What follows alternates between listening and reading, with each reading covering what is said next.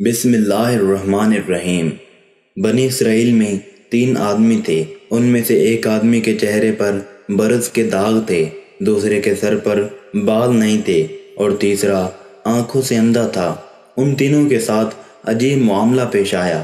ان میں سے ایک آدمی جس کے چہرے پر برس کے داغ تھے، شکل بھی اچھی نہ تھی، لوگ اسے دیکھنا پسند نہیں کرتے تھے۔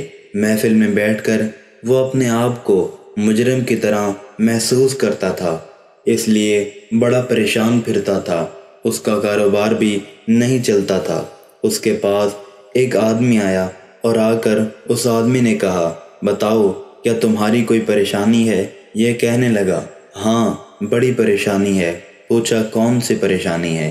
وہ کہنے لگا، اللہ تعالیٰ میرے برس کے داغ ٹھیک کر دے، میرا چہرہ اس قابل ہو کہ میں غریب لوگوں کے ساتھ عزت کے ساتھ بیٹھ سکوں، اور اللہ تعالیٰ میرا کاروبار ٹھیک کر دے تاکہ میں عزت کی روزی کھا سکوں، میرے لیے یہی کافی ہے۔ چنانچہ اس آدمی نے دعا کی کہ اللہ تعالیٰ اس بندے کے برس کی بیماری کو دور کر دیے۔ اللہ تعالیٰ نے اس بندے کی برس کی بیماری کو دور کر دیا اور اسے ایک اونٹنی عطا کی۔ اونٹنی کی نسل اتنی بڑی کہ ہزاروں اونٹنیوں اور اونٹوں کا مالک بن گیا۔ اس کا شمار امیر آدمیوں میں ہونے لگا۔ پھر وہ آدمی دوسرے کے پاس آیا جس کے سر پر بال نہیں تھے۔ لوگ اس کا مذاق اڑاتے رہتے تھے اور اسے گنجا کہتے تھے۔ کاروبار بھی اچھا نہیں تھا، لہذا پریشان بھی رہتا تھا۔ اس آدمی نے پوچھا، سناؤ بھائی تمہارا کیا خیال ہے؟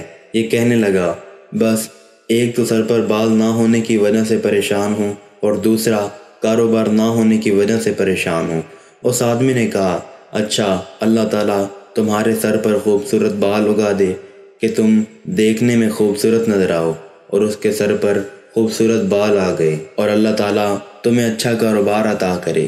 چنانچہ اس کے سر پر خوبصورت بال آ گئے اور اللہ تعالیٰ نے اس کو ایک گائے عطا کی۔ گائے کی نسل اتنی بڑی کہ 1000 گائیوں کا وہ مالک بن گیا اور اس وقت کے بڑے امیر آدمیوں میں اس کا شمار ہونے لگ گیا۔ پھر وہ آدمی تیسرے کے پاس آیا اور پوچھا کہ سناؤ تمہارا کیا حال ہے؟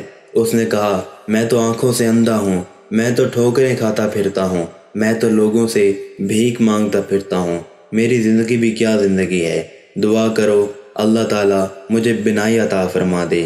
اس کو اللہ تعالیٰ نے بینائی بھی عطا فرمائی اور اس کو ایک بکری عطا کی۔ اس بکری کا ریوڑ اتنا بڑا کہ وہ ہزاروں بکریوں کا مالک بن گیا۔ اس کا شمار بھی امیر کبیر آدمیوں میں ہونے لگا۔ کئی سال ان نعمتوں میں گزر گئے، لوگوں میں بڑے چرچے، بڑی عزتیں، فلاں تو چودھری صاحب ہے، فلاں تو نواب صاحب ہے، فلاں تو رانا صاحب ہے۔ ان کا رہن سہن امیرانہ بن گیا، بڑے نوکر چاکر ہو گئے، دنیا کے مکان اور محل بنا لیے، بڑی عزتوں کی زندگی گزارنے لگے اور وقت کے ساتھ ساتھ غفلت کا شکار ہو گئے۔ جب کافی عرصہ گزر گیا تو وہی فرشتہ پہلے کے پاس آیا اور کہنے لگا، میں محتاج ہوں، میں غریب ہوں، میں آپ کے پاس آیا ہوں۔ ایک وقت تھا جب آپ کے پاس کچھ نہیں تھا، اللہ تعالیٰ نے آپ کو سب کچھ عطا کر دیا، آپ مجھے اسی اللہ کے نام پر کچھ دیں۔ یہ سن کر اس آدمی کو بڑا غصہ آیا اور کہنے لگا کہ ایک وقت تھا جب تمہارے پاس